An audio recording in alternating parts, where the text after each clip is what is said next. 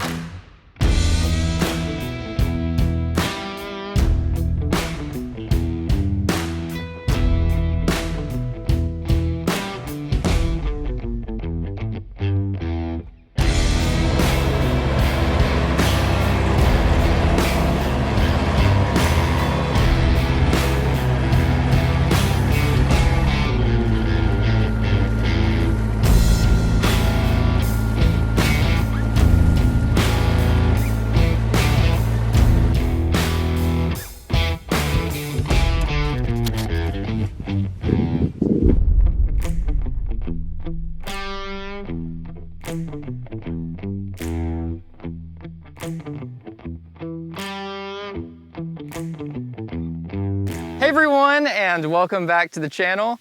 In this video, we are beginning construction on our solar kiln. For those of you who are new, my name is Danner, and I've been converting this once abandoned Home Depot shed into a tiny house. And after we began construction on this house, we thought that it would be a really cool idea to take some of the many hardwood trees that are on our 22-acre property and turn them into finishing material for our project. So this has all been new things that I've never done before. I've never really worked with wood before, but we got a sawmill and now we're able to take trees from our property and turn them into lumber. And so now the final step to get these pieces of lumber ready to be finishing material to the house is to properly dry them. And we're gonna be doing that with our solar kiln. It'll bring down the moisture levels of the wood, and also the heat of it will kill any insects that might be inside as an added bonus. There have been many times when we have cut into logs and it was just filled with insects, and we don't want to put any of that lumber inside the house. Now there's a couple different kinds of kilns, and the one that we're going to be building is a solar kiln. It uses the power of the sun to heat the lumber, which is very efficient.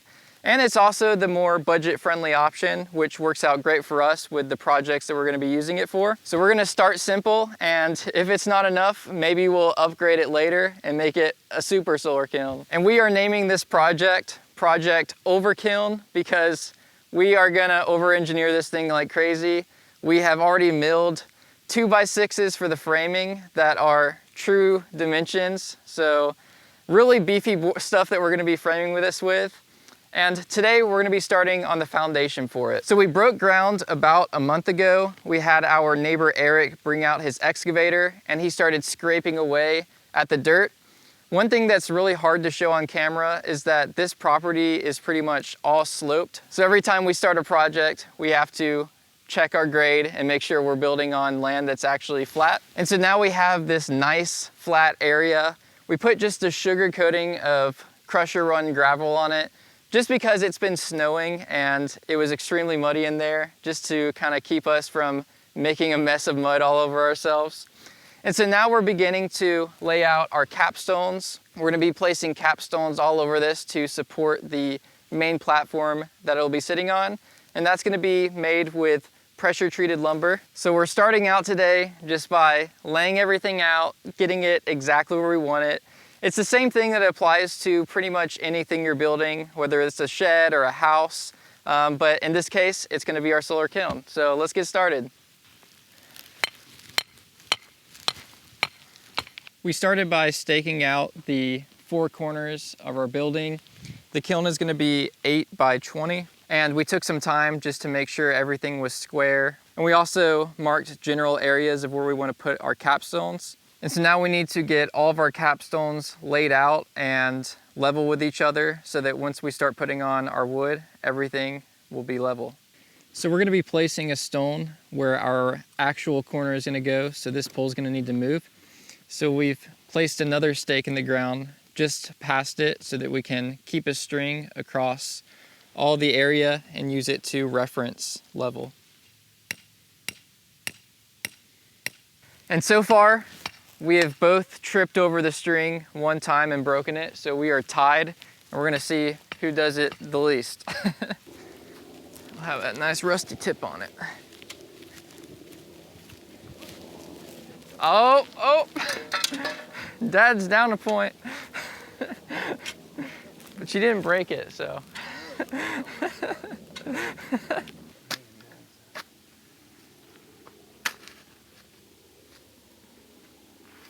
So our strategy here is we want to be placing these on the most undisturbed soil. To fix the grade, we are bringing down the points instead of adding more soil on top. Dad, you've done this a time or two, haven't you? Yes, unfortunately, yes. Dad used to have a swimming pool company, and so he's done this part a time. Oh! Down 2 points. But he's done this a time or two. You're messing me up. I'm not paying attention because you're. And then here I am, the dummy, just trying to learn. Oops. I see. A little paint on the lens never hurt nobody.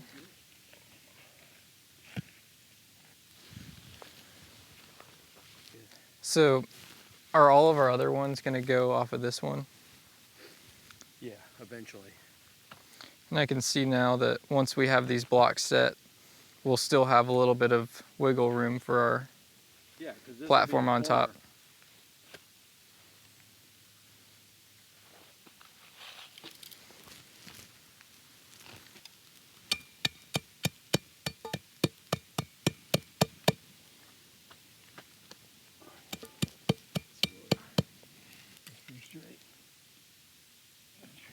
Check that out. We're using a laser level to check the grade as we go along. Luckily for us, Eric did a really good job. He was within an inch all the way across, so that makes it a lot easier for us.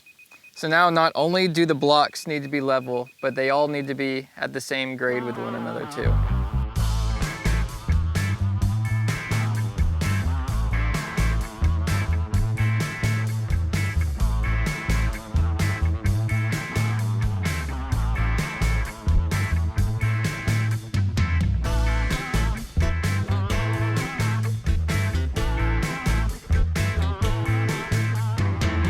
All right guys, well it's the next morning now, and yesterday we managed to get most of our capstones laid out and squared and in their positions. We still have a couple more to go today, but for the most part we have it ready. I will admit there was one time where we had them all laid out and then we put these boards down to test out the fitment and we realized that it was not perfectly square, and so we had to spend some time redoing it. I wish that I could say that I've been having a lot of fun doing it, but honestly, this is one of those things you just gotta get done. Just a lot of shoveling gravel and moving it and test fitting and lifting up heavy blocks and moving again. It's a decent amount of work, but now we're gonna get to move on to the fun stuff.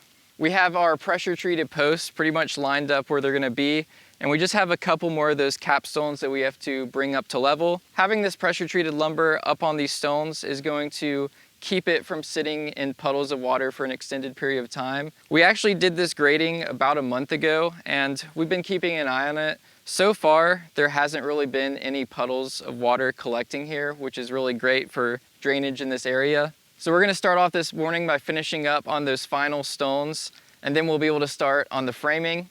By the way, I hope you guys are enjoying this project so far. For those of you who are new, I would really appreciate it if you considered subscribing and continue to watch this project. And for those who have been watching, I know a lot of you are doing your own DIY projects, or you might work in construction. Drop a comment today and let me know what projects you're working on. So another thing we just ran into with this, you can see that we're using a 6x6 on the outsides and a 4x6 running down the center. And we noticed that the 4x6 is 5 3/8 and the 6x6 is 5 5/8. So there's a 1/4 of an inch difference between the thickness of this board and the thickness of this board. And to set the height of these blocks, we were using the same grade for each one. And so now we need to go and redo all of these ones in the center to account for that 1/4 of an inch difference. So we figured it was worth just bringing in some gravel with a tractor, because it's gonna be a lot of gravel that we have to add.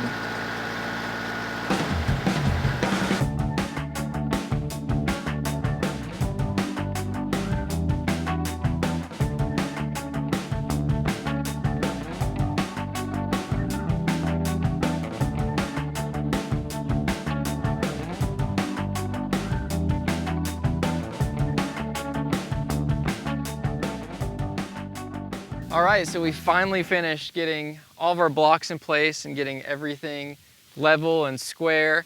It took us a while, and we had to check and check and check. I'm sure there's some of you out there that do this stuff every day and could do it a lot faster than us, but we took our time with it. We got it done, and we didn't take any shortcuts with it, and I think that's gonna be the reward in the end, that we really took the time to do it right. With that, we are ready to begin putting down some glue and placing our plywood sheets, and we can start nailing it in and lock all of this in place, and we should have a pretty solid foundation. And we have all of our tools laid out and ready to go: the compressor, the nail gun, some nails.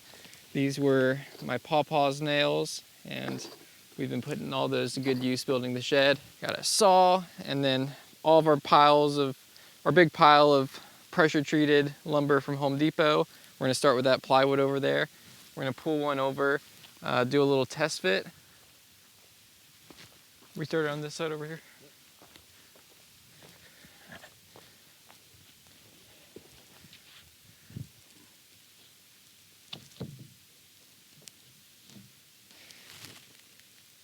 Yes.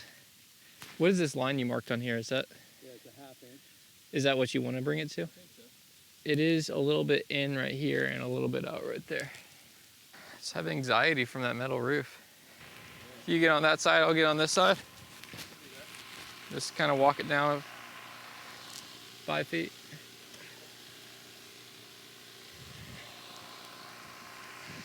Careful to put it down. Doing the glue is something we've kind of neglected on some of our other builds, so we want to kind of start doing this more often with some of our newer builds. Definitely not required, but I mean, we're trying to make some stuff that'll last and be nice and solid. Seems like I have to squeeze it a lot compared to a regular one. It's like not holding its pressure.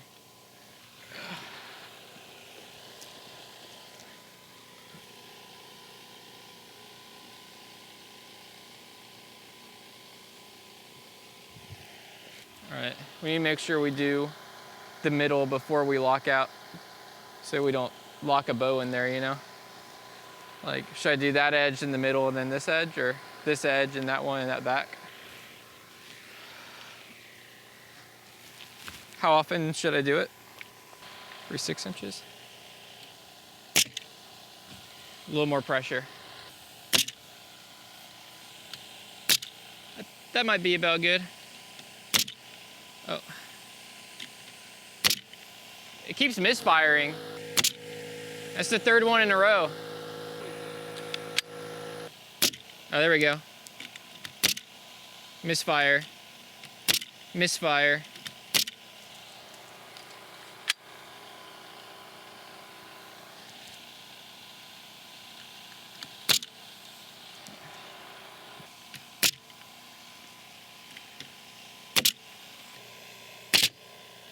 Oops.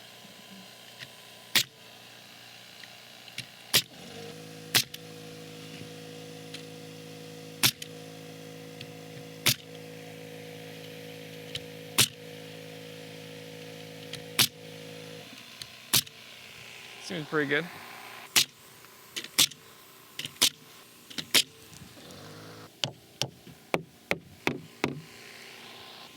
Pizza man.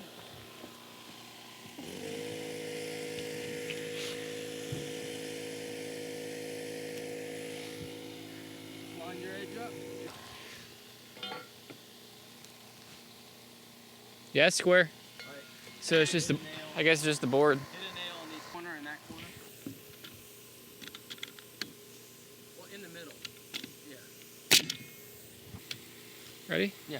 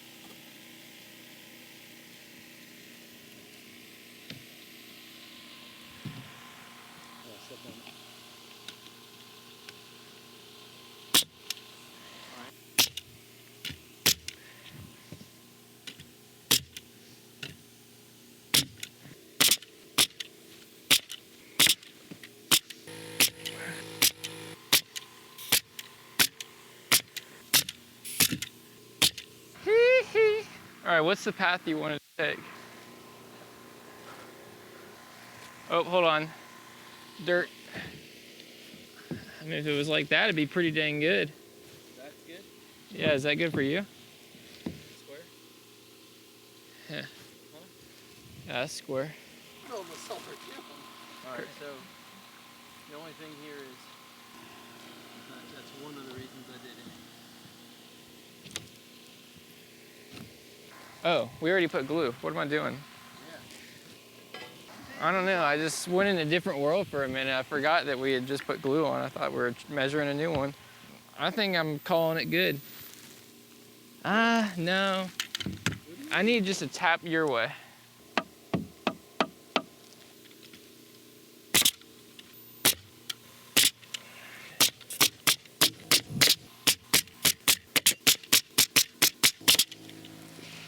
It would probably be a pain if you had to take that off, especially after that glue dries. That ring shank, too. I'll try not to do that.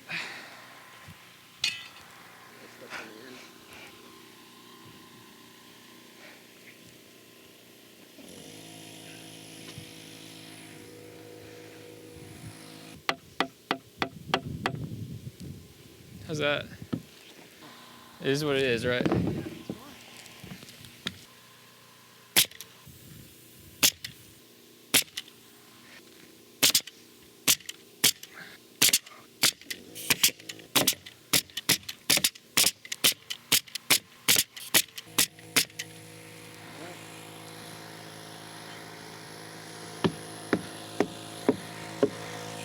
All right, so we finished our platform, our foundation, whatever you want to call it. It's a big flat surface that we're going to be building our floor on top of.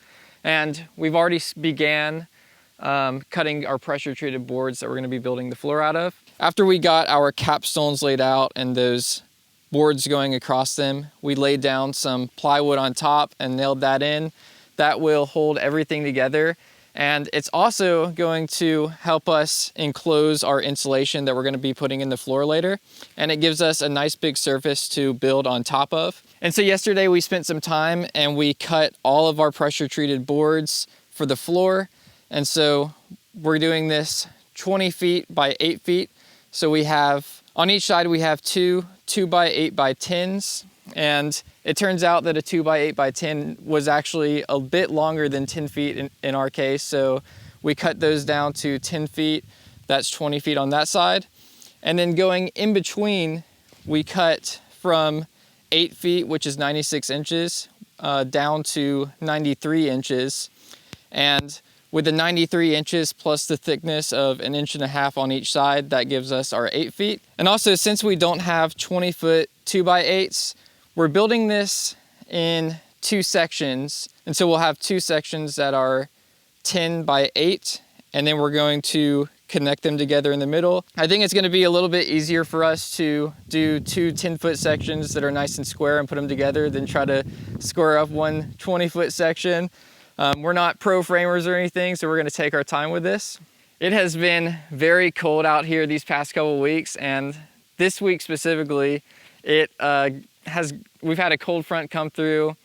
This morning it was 10 degrees, and one thing we've noticed with this pressure treated lumber, it was completely frozen, very heavy from all the water and chemicals they put in it to give it those resistive properties. And with pressure treated lumber, when you get it, it's typically very wet still. It shares a lot of similarities with the green lumber that we get fresh off the sawmill when we cut a log, and it does a lot of the same things. If you leave it sitting around, it will warp and bow on you. So one thing that we did with some leftover pieces we had was stacked and sticker it like we do with our sawmill lumber, and that helped a ton. And I mentioned that the walls and the roof, we're going to be building with lumber that we just milled this month, so it's still green. Building with that is going to be similar in a lot of ways to building with this pressure treated lumber. It is going to shrink some, just like this will shrink a little bit. And it's also going to be a learning experience. This is going to be our first structure that we've built completely with green lumber. So we'll get to learn and see what works and what doesn't. But with that being said, we're going to get started on our floor, get this squared up.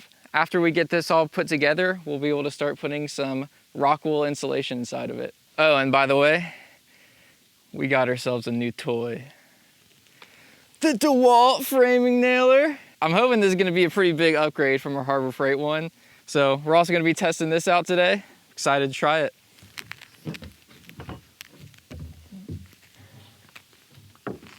First. Just assume that's it. Yeah.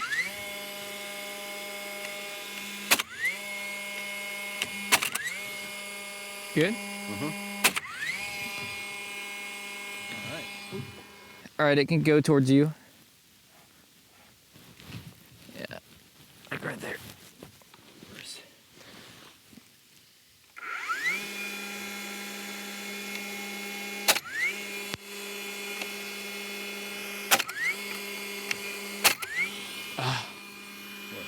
There's some knot and it just blew it out.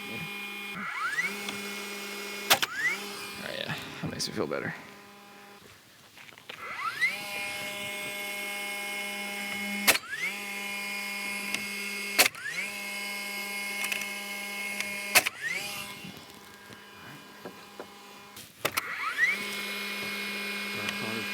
Ready? Yep.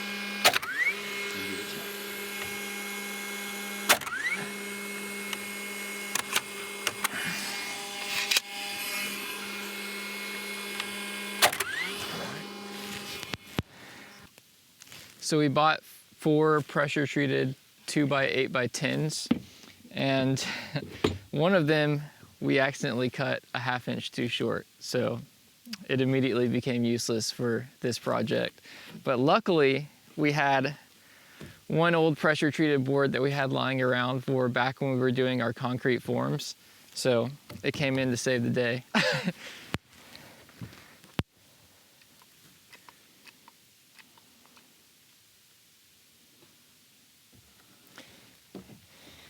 And this is the over kiln after all, so we are gluing and nailing every single joint.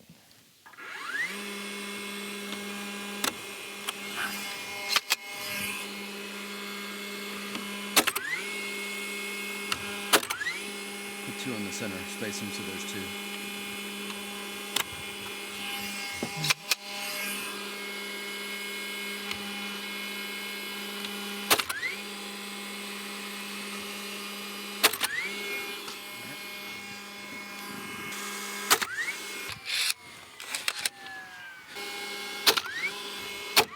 Kind of interesting that we're having the exact same issue with this that we were with our Harbor Freight. Yeah.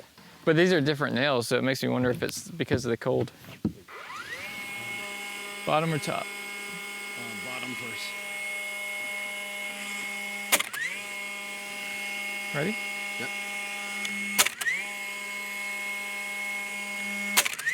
One more? Oh. That's fine.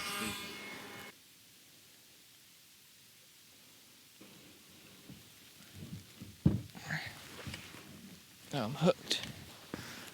Now, what we gotta do is actually make sure these are square because Here?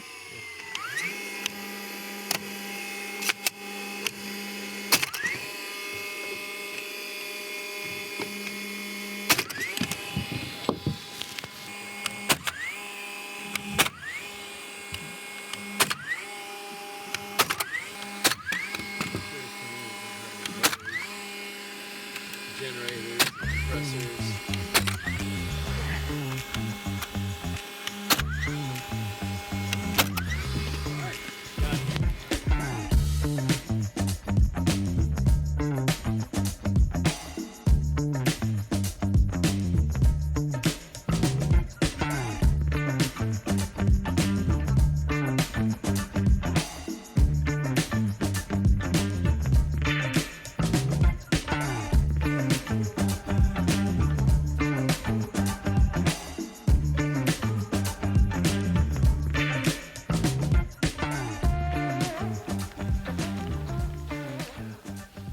Wasn't it called like a taut line hitch or something like that? Yeah, taut line hitch. That's it.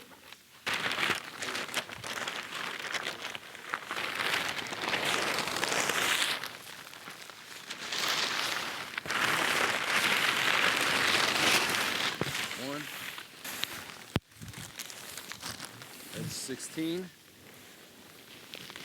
I thought you were gonna grab that side. 16. Yeah, we just need 4. What? Yeah, we just need 4. Yep.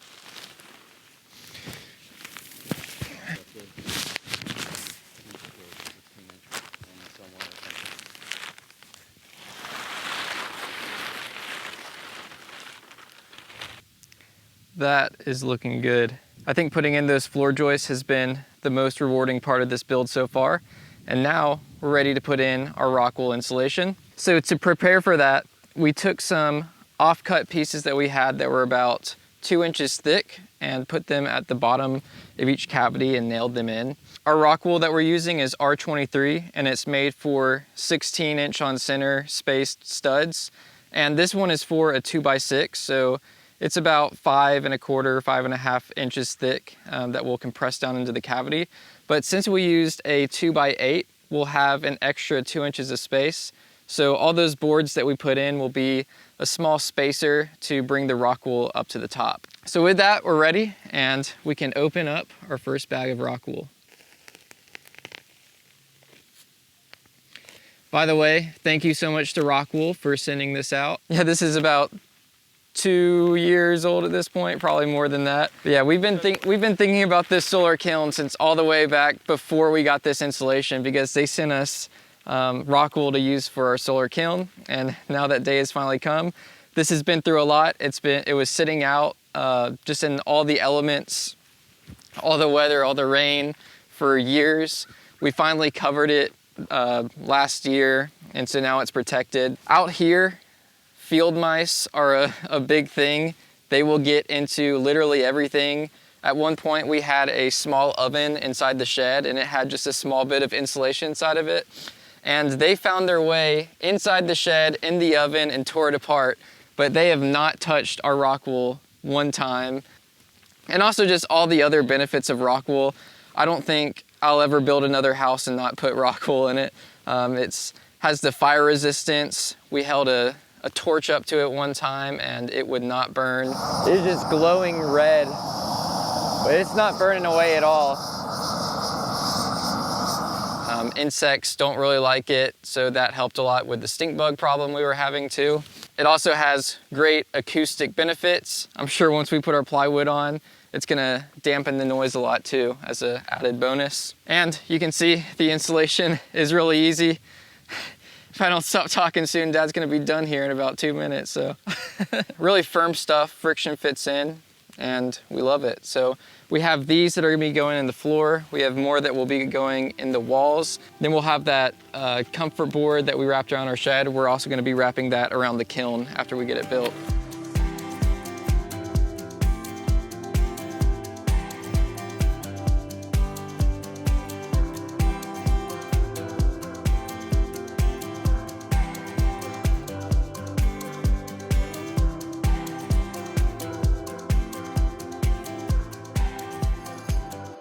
That could not have worked any better. One of the reasons we made the width of this 8 feet is because it works well with pretty much everything in the construction world. So the plywood, they're 4x8 sheets, so 5 sheets fits perfectly over something that's 8x20. And we just saw this with the Rockwool. 2 sections of Rockwool fits perfectly in the cavity for that. So now we are insulated on our floor and ready to put on some plywood on top. Well, I need to be on that side, right? Yeah, but you can go on this trip down there. Your left hand down first. Okay.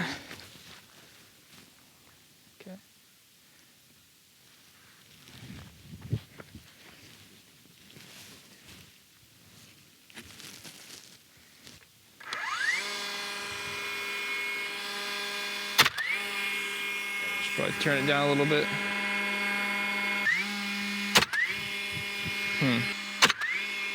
Keep going. Right, keep going this way.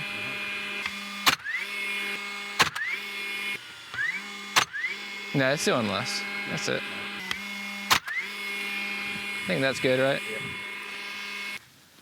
Yeah. Ooh, feels solid, doesn't it? Put it on here. yours up with your side, I'll line mine up with my side.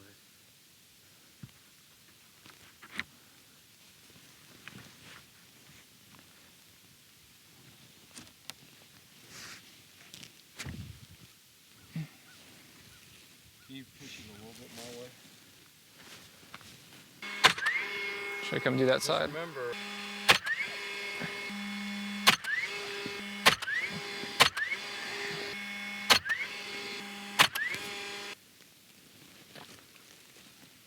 All right.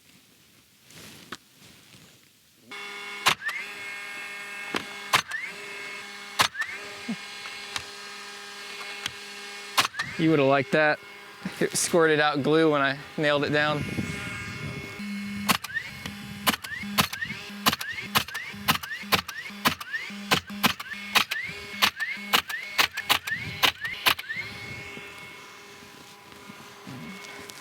Solid. Darn, going downhill and it's getting pushed.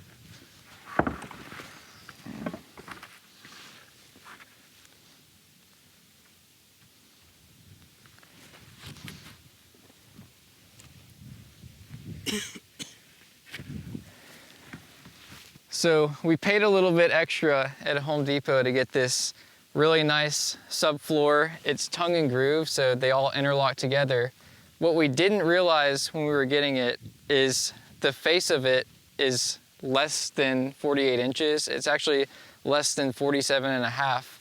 And from one end to the tongue of the other, it's 47 and 3/4. So that's kind of messing us up completely because we built this planning for sheets that were exactly 48 inches. So we've decided just to put a small gap in between each board. The tongue is still going into the groove of the next one, but it's just not completely flush.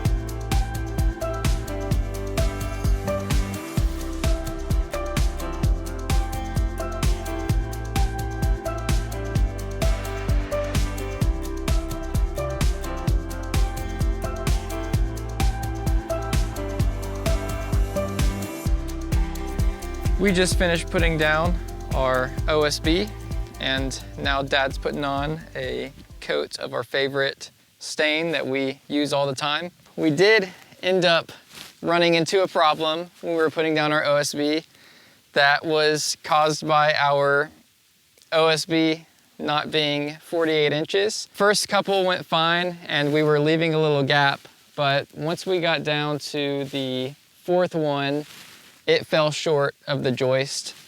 Well, I guess the third one fell short of the joist. So the very end of it didn't have anything to nail it into. We had nailed it down and we went to put on our next sheet, and because it wasn't lifted up to the level of the next joist, we were not able to get the groove of the next board into the tongue of that board. And we had already put down glue and everything and just decided to commit to it. So there is one soft spot at one of the seams. It's not the end of the world. It's really not gonna matter at the end. We're gonna be putting down floor on top of this, but it does kind of drive that kind of OCD crazy. I really wanted to put down all these boards and it just be perfect and solid, but now there is that one spot that it's a little soft. Well, I think there is a little bit of a lesson in there. Next time we're getting some OSB subfloor, if we're planning on it being 48 inches, we're gonna check and make sure because we don't want that to happen again. But I did end up doing a little bit of research on it. With tongue and groove subfloor, there is scant face and full face. One of those, the measurement is just the face, and one of them includes the width of the tongue too. And apparently it's more common for scant face to be sold at places like Home Depot, and we might have to actually go to a lumber yard to get a full face that's 48 inches. If any of you have ever dealt with that before, please leave a comment. We'd love to hear your experience with that. But other than that, this foundation for our kiln and the floor is looking so good.